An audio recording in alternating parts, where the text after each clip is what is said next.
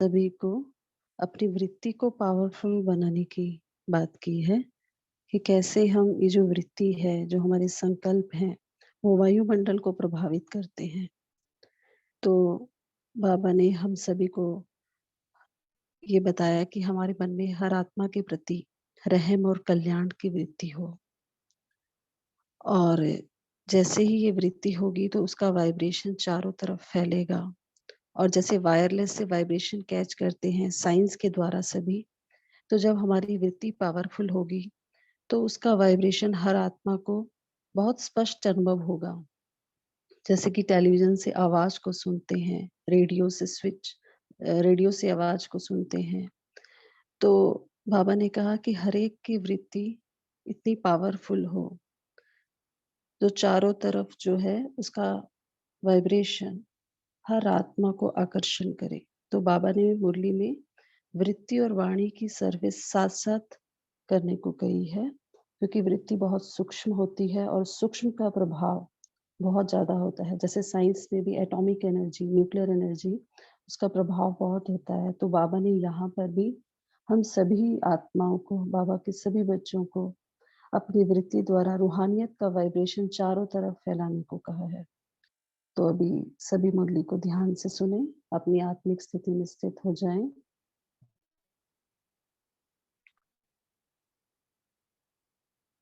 आज यह संगठन किस लक्ष्य से इकट्ठा हुआ है?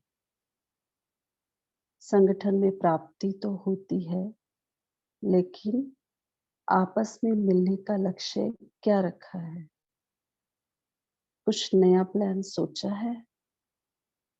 तो बाबा पूछ रहे हैं कि जब भी हम कभी संगठन में मिलते हैं, सभी ब्राह्मण आत्माएं, उसका कोई ना कोई लक्ष्य होता है। तो बाबा पूछ रहे हैं कि इस आप सबने अब क्या लक्ष्य रखा है? तो बाबा बता रहे हैं, क्योंकि यह संगठन है सर्वश्रेष्ठ आत्माओं का, वह समीप आत्माओं का। सभी की नजर समीप और श्रेष्ठ आत्माओं के ऊपर है। तो हम सभी बाबा के बच्चे, सभी की नजर हम सब पर होती है। क्योंकि जैसे लास्ट मुरली में भी बाबा ने बताया कि आप सभी क्या हो, 16 कला संपन्न बनने वाली आत्मा हो। तो आपका हर कर्म का, गुण का भक्ति में इतना गायन होता है, इसीलिए हर आत्मा की नजर जो है हम सबके कर्मों के ऊपर है। तो बाबा कह रहे हैं, तो श्रेष्ठ आत्माओं को सर्विस में व संगठन में श्रेष्ठता और नवीनता कैसे लाएं, यह सोचना है। नवीनता किसको कहा जाता है? नवीनता अर्थात ऐसा कोई सहज लेकिन पावरफुल प्लान बनाओ, जो वह पावरफुल प्लान पावर द्वारा आत्माओं को आकर्षित करे। ऐसा प्लान बनाओ जो दूर से ही आत्माओं को आकर्षण हो, दूर से ही आत्माएं खींची चली जाएं। जैसे बाबा एग्जाम्पल दे रहे हैं, जैसे परवाने होते हैं, तो क्षमा की आकर्षण परवानों को चाहे कितना भी दूर हो खींच लेती है। या फिर बाबा एग्जाम्पल दे रहे दूसरा कि कोई तेज अग्नि जगी हुई होती है, तो दूर से ही उसका सेक अनुभव होता है, समझते हैं यहाँ कोई अग्नि है। वह कोई बिल्कुल ठंडी चीज कहीं भी होती है, तो दूर से ही उसकी शीतलता का अनुभव और आकर्षण होता है। इसी रीति से ऐसा अपना रूप और सर्विस की रूपरेखा बनाओ, जो दूर से ही आकर्षण होती आत्माएं समीप आती जाएं। जैसे वायुमंडल में कोई चीज फैल जाती है, तो सारे वायुमंडल में काफी दूर तक उसका प्रभाव छाया रहता है। जैसे अगर हम एक अगरबत्ती भी जला दें, कोई सुगंध, कोई रख ले, उसकी भी खुशबू चारों तरफ धीरे धीरे फैल जाती है और फिर एक आकर्षण होती है। तो बाबा भी कह रहे हैं कि वायुमंडल में अगर कोई चीज फैल जाए तो उसका प्रभाव होता है। इसी रीति से इतने सब सहज योगी व श्रेष्ठ योगी आत्माएं अपने वायुमंडल को ऐसा रूहानी बनाएं, जो आसपास का वायुमंडल रूहानियत के कारण आत्माओं को अपनी तरफ खींच ले।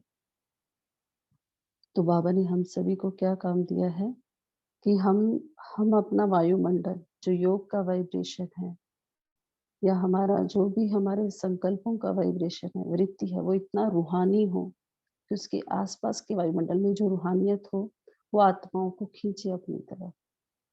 अभी बाबा बता रहे हैं कि कैसे होगा, वायुमंडल को हम कैसे बनाएंगे। वायुमंडल को बनाने के लिए मुख्य कौन सी युक्ति है, वायुमंडल कैसे बन सकता है। वृत्ति से वायुमंडल बनाना है। जैसे देखो, कोई के अंदर किसके प्रति वृत्ति में कोई बात आ जाती है तो आप लोग क्या कहते हो, वायुमंडल में मेरे प्रति यह बात है। वायुमंडल का फाउंडेशन वृत्ति है। चारों तरफ कोई बात फैल जाती है तो बाबा कह रहे हैं उसका कारण क्या है, वृत्ति है। अगर हम किसी के प्रति कोई कुछ ना भी बोले पर उसके प्रति मन में हम संकल्प रखें तो आप सभी ने अनुभव किया होगा कि वो, चाहे अगर हम गलत संकल्प रख रहे हैं तो चाहे हम उसके प्रति अच्छा भी बोले कुछ दिनों बाद तो भी उसका जो व्यवहार है वो अच्छा नहीं रहेगा, क्योंकि वृत्ति वो वायुमंडल फैल चुका था संकल्पों से। तो बाबा बता रहे हैं कि वायुमंडल का जो फाउंडेशन है वो वृत्ति है। तो वृत्तियों को जब तक पावरफुल नहीं बनाया है तब तक वायुमंडल में रूहानियत व सर्विस में वृद्धि जो चाहते हैं वह नहीं हो सकती। अगर बीज पावरफुल होता है तो वृक्ष भी पावरफुल होता है। तो बीज है वृत्ति, उससे ही अपनी व सर्विस की वृद्धि कर सकते हो। वृद्धि का आधार वृत्ति है। अब बता रहे हैं कि वृद्धि का आधार वृत्ति है, तो हमारी वृत्ति कैसी हो, तो वह बता रहे हैं। और वृत्ति में क्या भरना है जिससे वृत्ति पावरफुल हो जाए, तो वह एक ही बात है कि वृत्ति में हर आत्मा के प्रति रहम और कल्याण की वृत्ति रहे।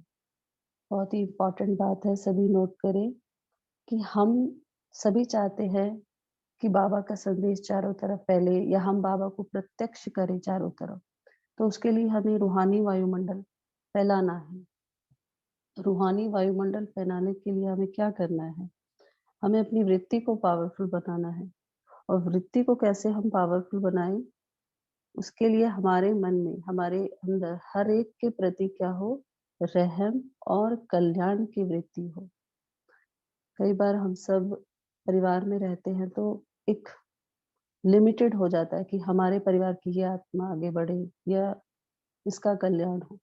लेकिन बाबा कह रहे हैं कि नहीं, हर आत्मा के प्रति हो वो व्यवहार। तो ऑटोमेटिकली आत्माओं के प्रति यह वृत्ति होने के कारण उन आत्माओं को आप लोगों के रहम व कल्याण का वाइब्रेशन पहुंचेगा। जैसे रेडियो का आवाज कैसे आता है, वायुमंडल में जो वाइब्रेशन होते हैं उनको कैच करते हैं, वायरलेस द्वारा वाइब्रेशन कैच करते हैं। तो ये सब साइंस द्वारा एक तो के आवाज को कैच कर सकते हैं, सुन सकते हैं। तो वह है वायरलेस द्वारा, और यह है रूहानी पावर द्वारा। बाबा ने बताया कि जब साइंस के साधन कर सकते हैं तो यहाँ क्या है, रूहानी पावर है। यह भी अगर वृत्ति पावरफुल है तो वृत्ति द्वारा वाइब्रेशन जो होगा वह उस आत्मा को ऐसे ही स्पष्ट अनुभव होगा जैसे रेडियो का स्विच खोलने से स्पष्ट आवाज सुनने में आता है। इतना बाबा ने क्लियर किया कि जैसे हम टीवी ऑन करते हैं, देख सकते हैं, सुन सकते हैं, रेडियो ऑन करें तो सुन सकते हैं, तो ऐसे ही अगर हमारी वृत्ति पावरफुल है तो उसका वाइब्रेशन भी आत्माओं को ऐसे ही पहुंचेगा। आजकल टेलीविजन द्वारा भी एक्ट आवाज को स्पष्ट जान सकते हैं। ऐसे ही अब वृत्तियों द्वारा बहुत सर्विस कर सकते हो। जैसे टेलीविजन व रेडियो की स्टेशन एक स्थान पर होते हुए भी कहाँ कहाँ में पहुंचता है, ऐसे ही वृत्ति में इतनी पावर हो जो कहाँ भी बैठे, लेकिन जितनी पावरफुल स्टेज उतना दूर तक पहुंच जाता है। इसी रीति से जिस आत्मा की वृत्ति जितनी पावरफुल है उतना एक स्थान पर चारों ओर की चारों ओर वृत्ति द्वारा आत्माओं को आकर्षण करेंगे। तो हम सभी ये समझ सकते हैं कि कितनी आकर्षण आत्माओं को हमारे द्वारा होती है। तो वो बताती है हमारी वृत्ति कितनी पावरफुल है। तो बाबा कह रहे हैं अभी ये सर्विस चाहिए। वाणी और वृत्ति दोनों साथ-साथ चाहिए। होता क्या है, जब वृत्ति द्वारा सर्विस करते हो, तो वाणी नहीं चलती और जब वाणी द्वारा सर्विस करते हो, तो वृत्ति की पावर कम होती है। लेकिन होना क्या चाहिए? अब बाबा एग्ज़ाम्पल दे रहे हैं। जैसे आजकल सिनेमा अथवा टीवी में एक्ट भी, आवाज़ भी दोनों साथ-साथ चलता है। दोनों कार्य साथ-साथ चलते हैं ना, इसमें भी प्रैक्टिस हो। तो वृत्ति और वाणी दोनों की इकट्ठी-इकट्ठी सर्विस हो, ताकि विज़ुअल इफ़ेक्ट और साउंड इफ़ेक्ट दोनों का कहते हैं ना हमारे दिमाग में हमारी बुद्धि जो है वो जल्दी ग्रहण करती है, अगर दिखाई भी दे और सुनाई भी दे। तो इसी तरह से बाबा एग्ज़ाम्पल दे रहे हैं कि हम आत्माओं के प्रति कल्याण की वृत्ति चाहते हैं, रहम की वृत्ति चाहते हैं, तो हमारे मुख का आवाज़ भी ऐसा हो, दोनों साथ-साथ हो। बुद्धि में भी रहे, वृत्ति में रहे, संकल्पों में और मुख से भी वैसा निकले। बाहर की आत्माओं में, संसारिक आत्माओं में क्या होता है, मुख से बोलते हैं, लेकिन अंदर कटुता रहती है। अंदर वो मुख और वाणी जो अंदर जो रहता है, वो बाहर नहीं दिखाई देता, अलग होता है। तो इसीलिए उसका कई बार इफ़ेक्ट नहीं होता। क्योंकि इसलिए बाबा कह रहे हैं कि जब हम किसी को प्रभावित कर रहे हैं, आकर्षित कर रहे हैं बाबा की तरफ, तो हमारे अंदर क्या हो, हमारी वाणी और हमारे संकल्प जो सूक्ष्म तरीके से अंदर रहें, वो दोनों एक समान रहें हर एक के प्रति। तब उसका प्रभाव जो है पड़ेगा, रूहानियत का प्रभाव, तब सेवा में वृद्धि ज़्यादा होगी। तो बाबा बता रहे हैं, ज़्यादा वाणी में आने के कारण जो वृत्ति द्वारा वायुमंडल को पावरफुल बना सकते हैं, वह नहीं कर पाते हैं। सिर्फ वाणी होने के कारण उसकी पावर इतने समय तक चलती है जितना समय सम्मुख व समीप है। वृत्ति वाणी से सूक्ष्म है ना, तो सूक्ष्म का प्रभाव जास्ती पड़ेगा, मोटे मोटे रूप का प्रभाव कम होगा। तो बाबा कह रहे हैं कि वाणी से सिर्फ सेवा कर रहे हो तो वो मोटा रूप है, खाली वाणी से करोगे तो उसका प्रभाव कम होगा। तो सूक्ष्म पावर भी हो और स्थूल भी हो, दोनों पावर से वृद्धि हो, ऐसा कुछ अनोखापन दिखाई दे। अभी महान अंतर दिखाई नहीं देता है। एक ही स्टेज पर दोनों प्रकार की आत्माएं इकट्ठी विराजमान हो तो जनता को महान अंतर दिखाई दे। साक्षी होकर देखो तो महान अंतर दिखाई देता है। जैसे कोई बहुत पावरफुल चीज होती है और दूसरी चीजों का इफेक्ट उसके ऊपर नहीं होता है।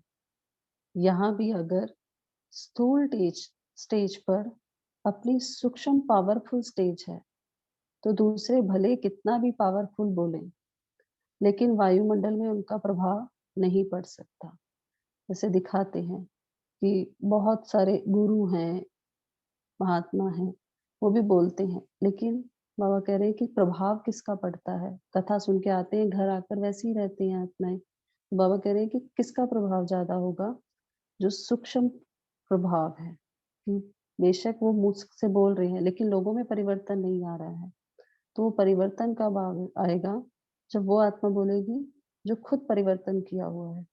तो बाबा कह रहे हैं कि सूक्ष्म में जो है, अगर आपको आपकी पावरफुल स्टेज है, जो आपकी वृत्ति जो है वो पावरफुल है, तो आपके बोलने का प्रभाव ज़्यादा पड़ेगा।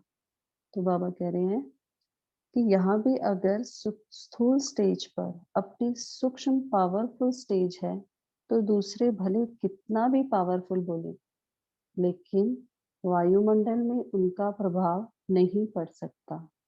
जैसे यादगार रूप में दिखाते हैं, स्थूल युद्ध का रूप।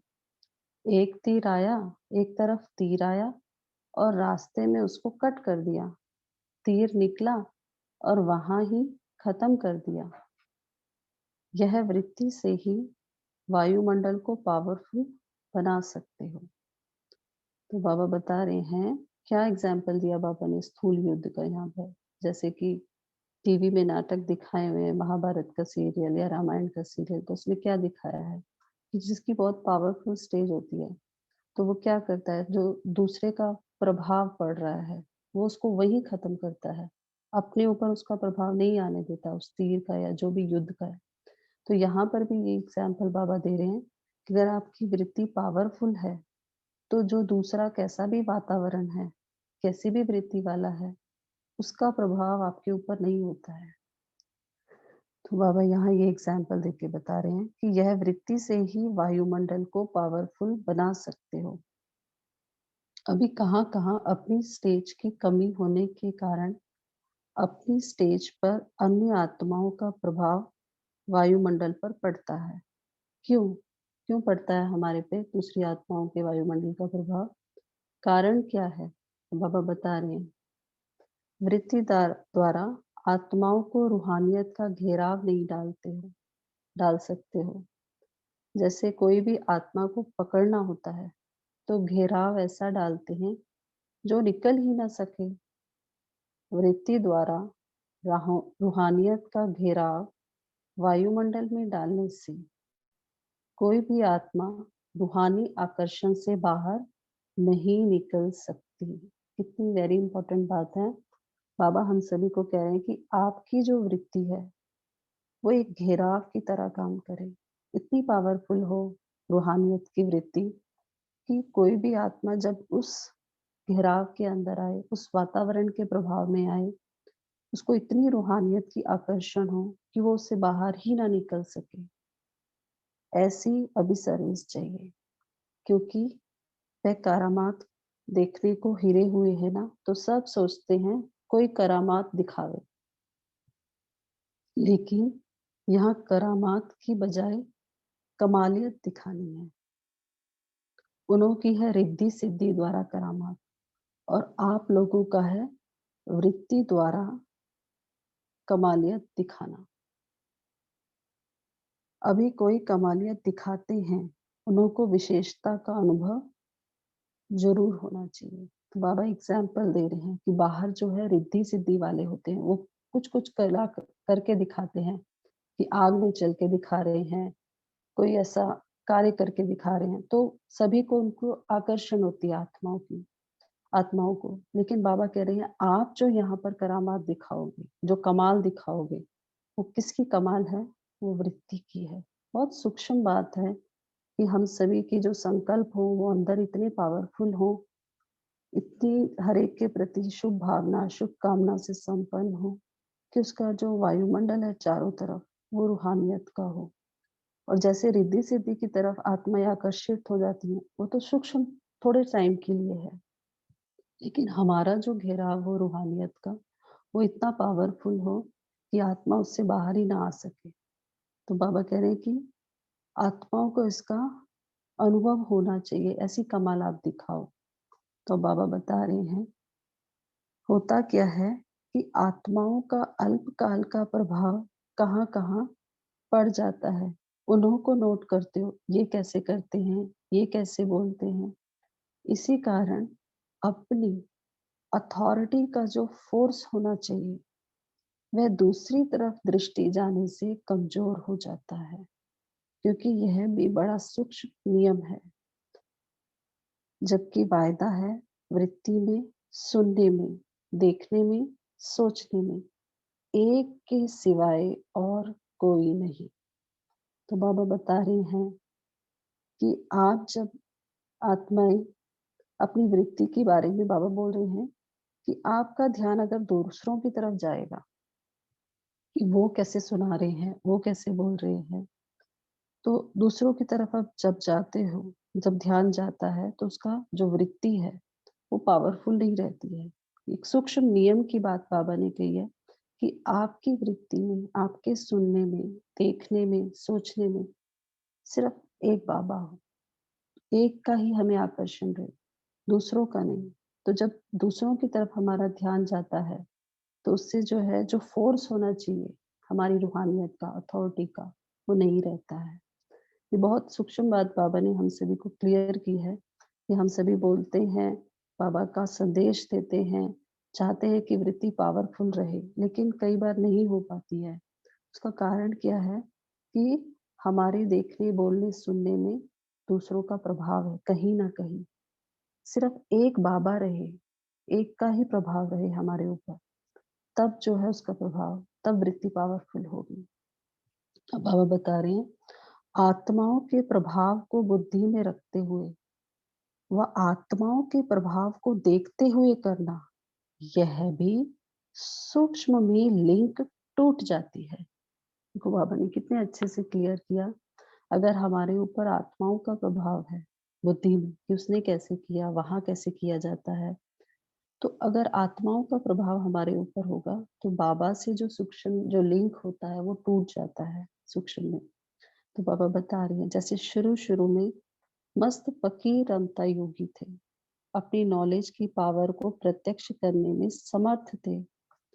वह समर्थी होने के कारण फर्स्ट रचना भी समर्थ हुई और अब की रचना फर्स्ट रचना के माफिक समर्थ है। तो बाबा पूछ रहे हैं कि जैसे जैसे वृद्धि हो रही है ब्राह्मण परिवार की, तो जो ये रचना हो रही है, बाबा कह रहे हैं कितनी समर्थ है। हम देख सकते हैं कि पहले दादियाँ थी, वो कितनी पावरफुल थी। उसके बाद भी जो आत्माएँ आई, समर्पित हुई, वो कितनी पावरफुल थी और अब जैसे-जैसे रचना हो रही है, क्या वो इतनी पावरफुल है? बाबा पूछ रहे हैं, क्या कारण है इसका? चाहे कितने भी उमंग से आते हैं, लेकिन पहली रचना जो समर्थ थी, अब वह नहीं है। नॉलेज के अनुभवी तो आप दिन-प्रतिदिन बन रहे हो। बाबा का नॉलेज का कितना विस्तार हो रहा है। लेकिन जो स्टेज बाबा बता रहे हैं, लेकिन पावरफुल स्टेज जो पहले थी, वह है, वह निर्भयता है, वह अथॉरिटी के बोल पहले जैसे अभी हैं।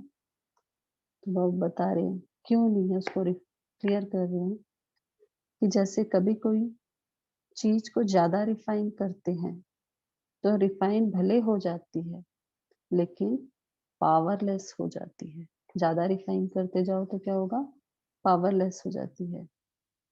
नेचुरल प्रोडक्ट जो मिलता है, उसको आप बहुत क्लीन करते जा रहे हो, उसमें केमिकल ऐड करते जा रहे हो, तो उसकी जो पावर है, जो शक्ति है उससे मिलनी चाहिए नेचुरल चीज़ से, वो नहीं मिलती है। तो वही बाबा एग्ज़ाम्पल देके बता रहे हैं कि अगर हम उसको रिफाइन करे जा रहे हैं ज्ञान को, तो वो भी क्या है? आगे देखो, आजकल की चीज़ों में रिफाइन होते हुए भी फ़ोर्स है।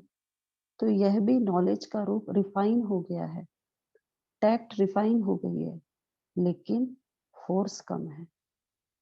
पहली बातें अगर स्मृति में लाओ तो वह खुमारी कितनी थी, नॉलेज की आकर्षण नहीं थी, लेकिन मस्तक और नयनों में आकर्षण थी। नयनों से सब अनुभव करते थे कि यह कोई अल्लाह लोग हैं। अभी मिक्स होने के कारण मिक्स्ड दिखाई देते हैं। बहुत मिक्स वाली चीज जो होती है वह अल्पकाल के लिए रसना बहुत देती है, लेकिन उसमें ताकत नहीं होती है।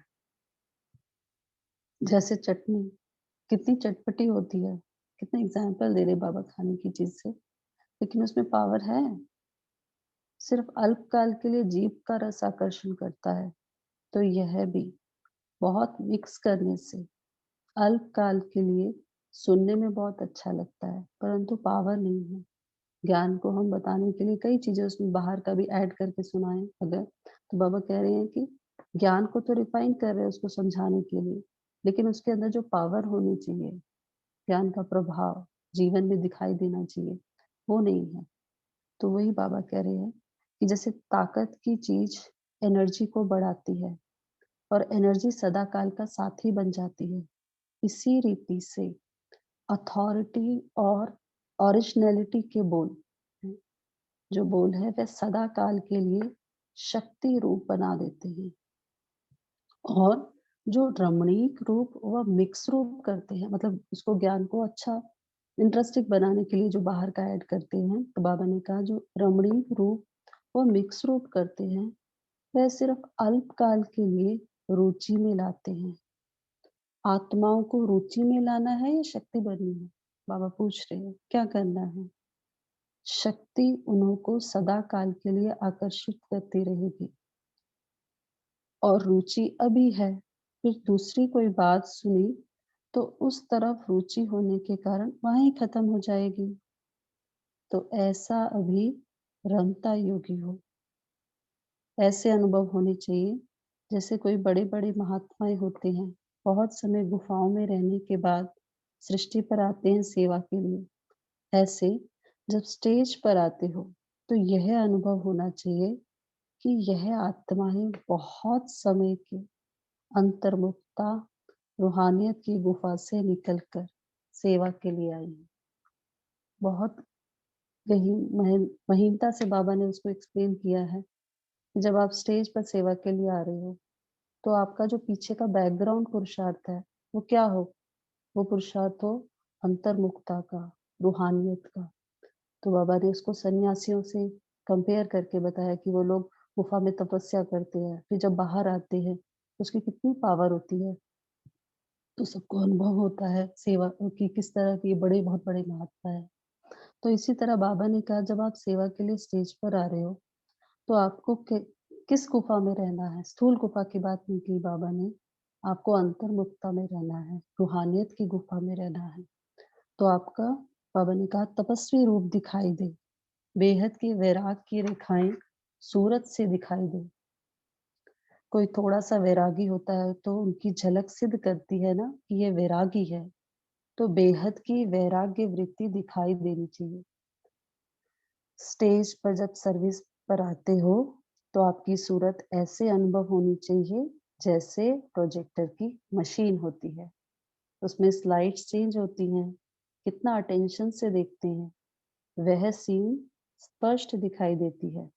वैसे ही जब सर्विस की स्टेज पर आते हो, एक-एक की सूरत प्रोजेक्टर शो की मशीन माफिक दिखाई दे। रहम दिल का गुण सूरत से दिखाई देना चाहिए। बेहद के वैरागी हो, तो बेहद के वैराग्य की रेखाएँ सूरत से दिखाई देनी चाहिए। ऑलमाइटी अथॉरिटी द्वारा निमित्त बने हुए हो, तो अथॉरिटी का रूप दिखाई देना चाहिए।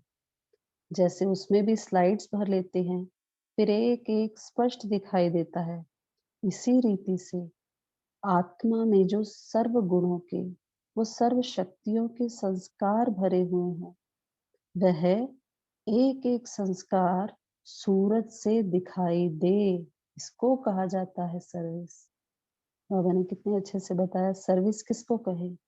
बाबा ने रहम दिल का गुण, बेहद की वैराग्य वृत्ति, अथॉरिटी का रूप हो और हर संस्कार, हर गुण हमारी सूरत से दिखाई दे, उसको कहा जाता है सर्विस।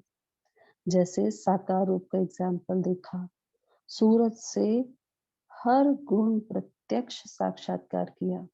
जैसे बाबा ने कहा फॉलो फादर, कैसे भी अथॉरिटी वाला आए, कैसे भी मूड वाला आए, लेकिन गुणों की पर्सनैलिटी, रूहानियत की पर्सनैलिटी, सर्व शक्तियों की पर्सनैलिटी के सामने क्या करेंगे?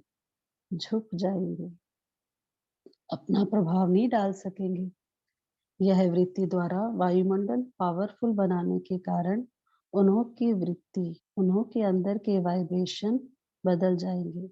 सबके मुख से वृत्ति की पावर का वर्णन होता था ना, तो वृत्ति और वाणी की अथॉरिटी का प्रत्यक्ष सबूत देखा, तो फॉलो फादर करना चाहिए ना। बाबा ने हम सभी को अंत में यही बताया कि आपकी वृत्ति और वाणी की जो अथॉरिटी है वो कैसी हो, बाबा की समान हो, फॉलो फादर आप करें। ओम शांति। अब समय भी हो गया है, तो सभी ब्रेकआउट रूम्स में जाएंगे।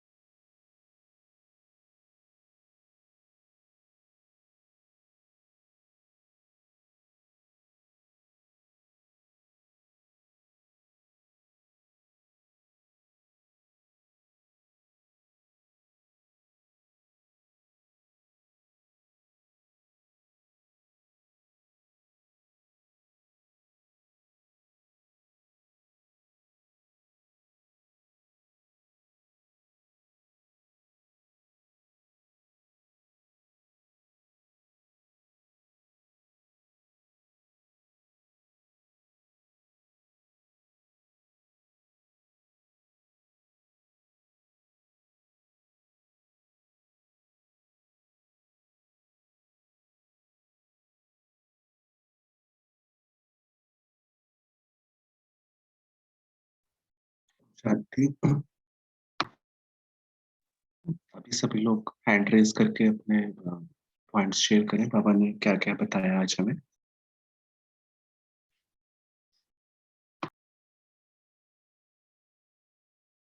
जी, प्रीति सिस्टर आप शेयर ओम शांति।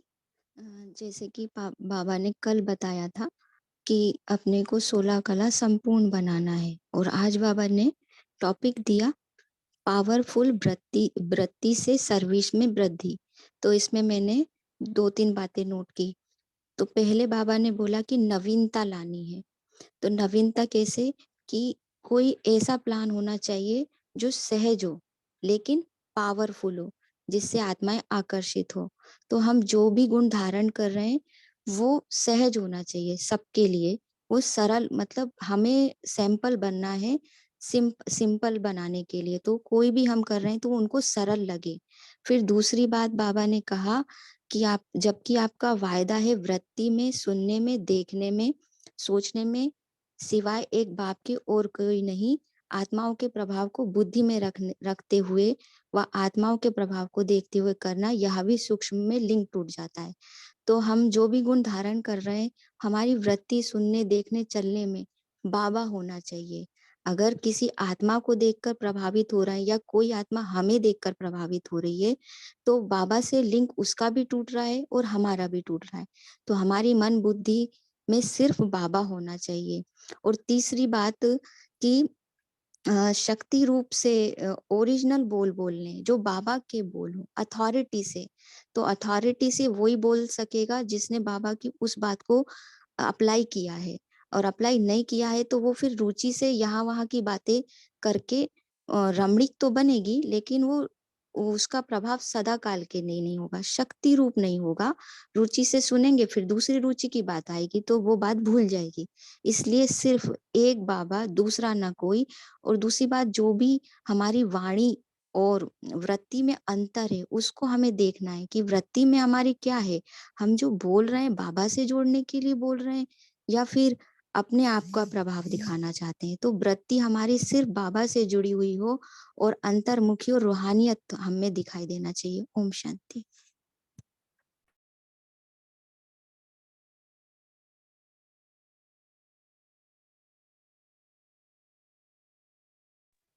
ओम शांति।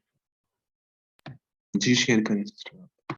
जी, बाबा कहते हैं कि जैसे परवाने होते हैं तो क्षमा की आकर्षण परवानों को चाहे कितना भी दूर हो खींच लेती है।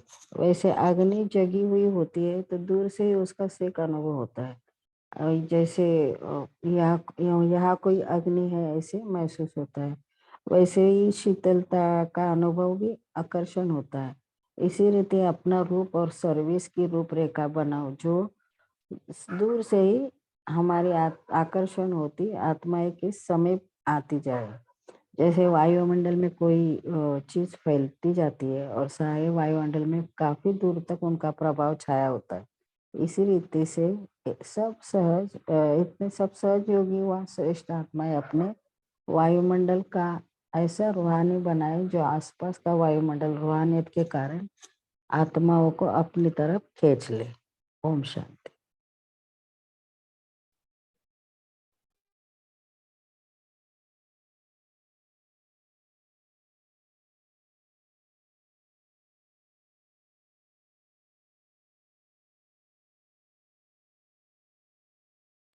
जी, थैंक यू। और भी सभी लोग शेयर करें।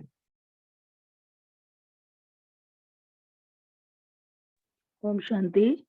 आज बाबा ने वृत्ति को कैसे पावरफुल बना के सेवा करनी है, बाबा ने उसकी विधि बताई कि हमें जब भी हम कहीं जाएं सेवा के, तो हमारी जो वृत्तियां हैं सबके प्रति रहम और कल्याण की होनी चाहिए।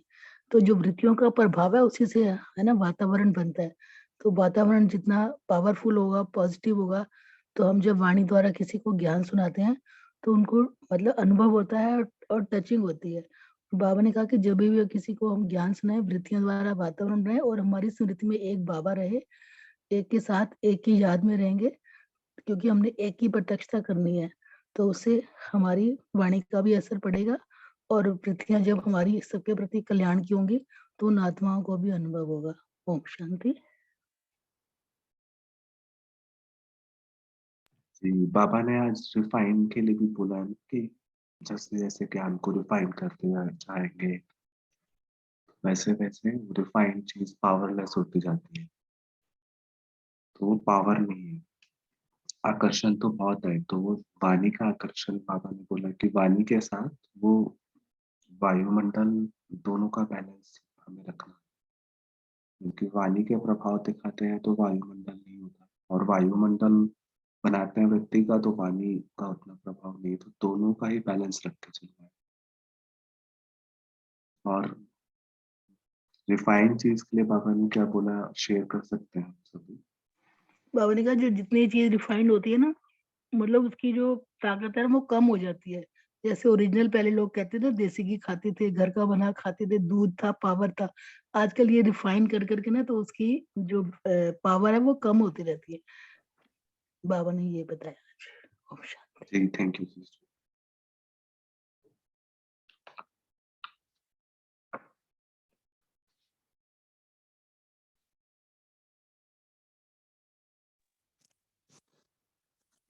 ओम शांति। जैसे बाबा ने रिफाइन बोला तो बाबा ने बोला कि जितनी चीज रिफाइन होती जाती है उतनी पावरलेस होती जाती है। तो जैसे कि गेहूं होता है, उसको जितना रिफाइन करेंगे वो मैदा हो जाता है, उतना उसका पावर कम हो जाता है। तो जैसे बाबा की पॉइंट है कि हमें सिर्फ एक बाप दूसरा न कोई, ये वृत्ति में हो, और इसी पॉइंट पर हम बस हर बात में बाबा याद आए। लेकिन अगर हमने बहुत उदाहरण दे दिए कि वो आत्मा भी ऐसी, ये आत्मा भी ऐसी, तो वाणी में तो रुचि होगी लेकिन वो पावर नहीं आएगी कि बाबा से जुड़े। तो वृत्ति पावरफुल होने के लिए पहले तो हमें मतलब उस पॉइंट को खुद में मतलब बाबा बोलते हैं ना कि एक बाप दूसरा ना कोई, तो वो वृत्ति में हमारी होगा तो वो पॉइंट शक्ति स्वरूप होगा। लेकिन अगर बहुत उदाहरण दे दे के और हमने उस पर अभ्यास ही नहीं किया है और योग ही नहीं लगाया है तो वो पावरलेस हो जाएगी, वो सिर्फ रुचिकर होगी, उसका पावर नहीं बनेगा। ओम शांति। जी, थैंक यू सिस्टर। तो अभी सभी लोग मेन सेशन में आ गए हैं। हम पोल लॉन्च करते हैं तो आप लोग सब बोलते हैं।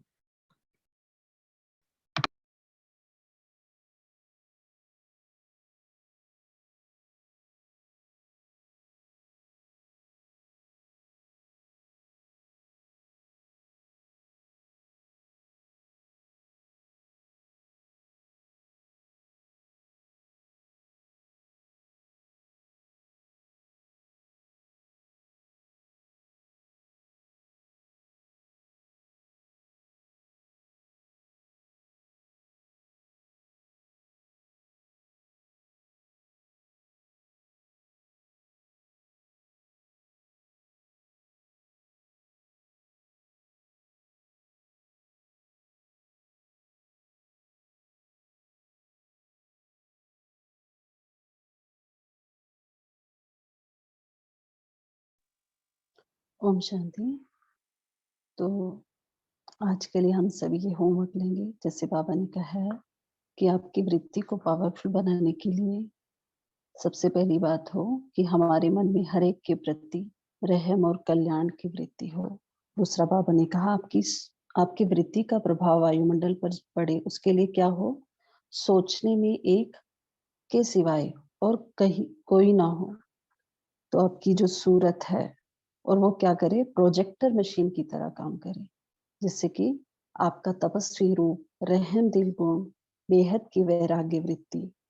तो ये एक एक जो बाबा ने हम सभी को संस्कार दिए हैं, जो बाबा ने हम पे इतनी मेहनत की है, तो वो दिखाई दे। तो आज हम यही काम करेंगे पूरा दिन भर। सबसे पहले अपनी महीनता से चेकिंग करेंगे कि मैं आत्मा किसी और आत्मा के बोल के या किसी भी कर्म के प्रभाव में तो नहीं हूँ। मेरी बुद्धि में कौन है, मेरे मन में कौन है, मेरे संकल्पों में कौन है, एक बाबा है या वो आत्मा का कर्म है। तो ये हम चेकिंग करेंगे। दूसरा, पूरे दिन भर ये सोचे कि मैं एक प्रोजेक्टर मशीन की तरह हूँ, चलता फिरता प्रोजेक्टर हूँ, कि हर आत्मा की नजर, पूरी सृष्टि की आत्माओं की नजर मेरे ऊपर है। तो मेरी वृत्ति कैसी हो। तो ये आज हम पूरा दिन काम करेंगे कि मेरे अंदर मेरा कौन-सा स्वरूप है। अंतर्मुखता की गुफा मेरे आज पूरा दिन भर रूहानियत के वाइब्रेशन चारों तरफ फैलाएँ। तो कोई भी अगर हमें देखे तो उससे बहुत अ, सुंदर वाइब्रेशन जो बाबा की वाइब्रेशन है, गुणों की खुशबू चारों तरफ फैलाएँ और जो संस्कार हमें बाबा ने दिए हैं, वो चारों तरफ फैले। तो किस रहम दिल का गुण, बेहद की वैराग्य वृत्ति। तो ये जो बाबा ने कहा है, रूहानियत की वाइब्रेशन हमसे चारों तरफ फैले। तो ये आज हम सूक्ष्म रूप से सभी, ये बहुत सूक्ष्म होमवर्क है, तो ये आज हमें काम करना है आज सभी को। तो अभी हम सभी योग में बाबा को अपने चारों तरफ महसूस करें, बाबा के वाइब्रेशंस। मैं आत्मा मस्तक के भव्य भाल पर विराजमान हूँ।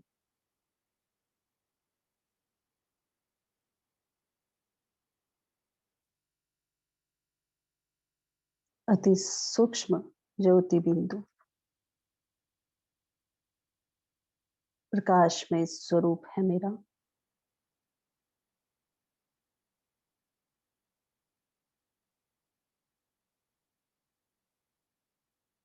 महसूस कर रही हूँ मैं आत्मा, जैसे ही मैं अपने स्वरूप के ऊपर एकाग्र हो रही हूँ, खुद को देख रही हूँ।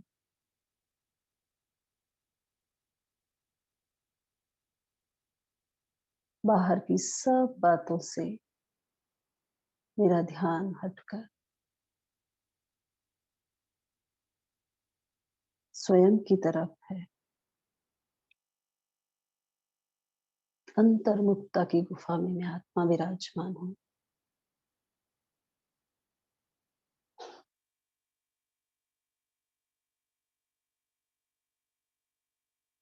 महसूस कर रही हूँ बाबा की अनंत किरणें परमधाम से निरंतर मेरे ऊपर है।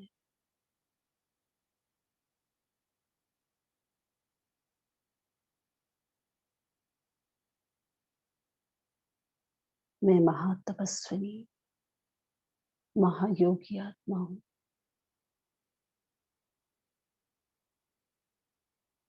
मेरे संकल्प में, मेरी वाणी में, मेरे हर कर्म में, स्वप्न तक एक बाबा ही है।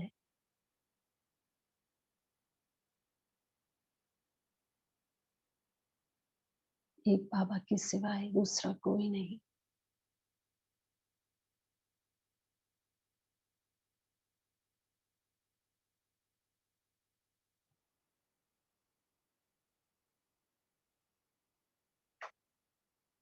मैं इस संसार की पूर्वज आत्मा हूँ।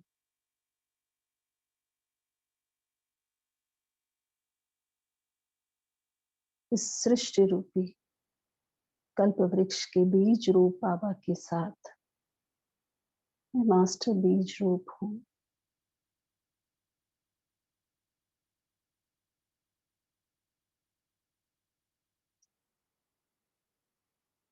हर आत्मा इस कल्प वृक्ष का पत्ता है।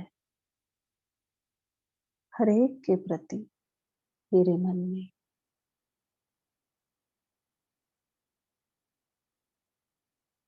सिर्फ और सिर्फ कल्याण की भावना है, रहम की भावना है।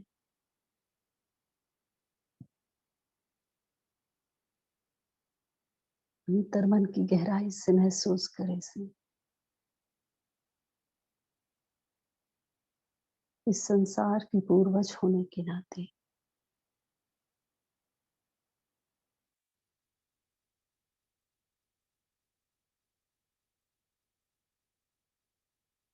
मेरे मन में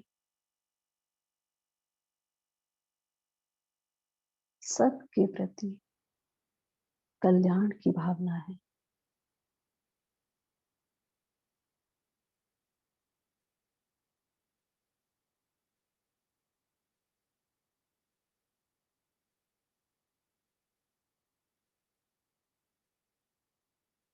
आत्मिक भाई भाई की वृत्ति है। ये रूहानियत की वाइब्रेशन मुझसे चारों तरफ फैल रही है। हर आत्मा अपनी है, अपने ही परिवार की है।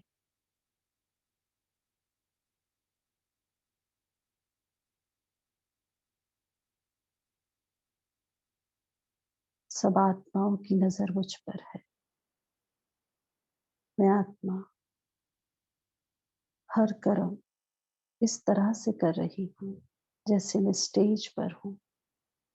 मेरा चेहरा प्रोजेक्टर मशीन है।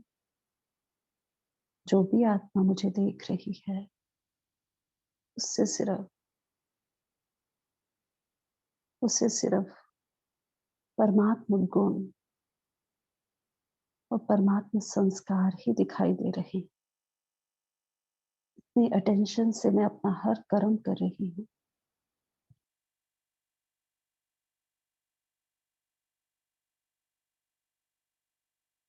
गुणों की खुशबू, रूहानियत की खुशबू, सर्व शक्तियों की खुशबू चारों तरफ मुझ आत्मा से फैल रही है।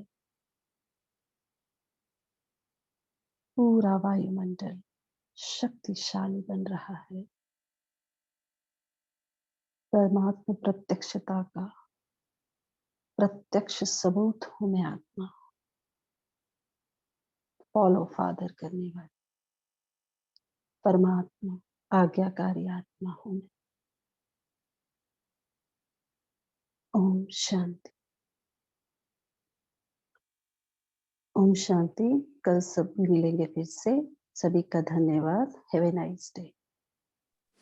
ओम शांति दीदी। ओम शांति दीदी। धन्यवाद बाबा, थैंक यू दीदी। Good morning.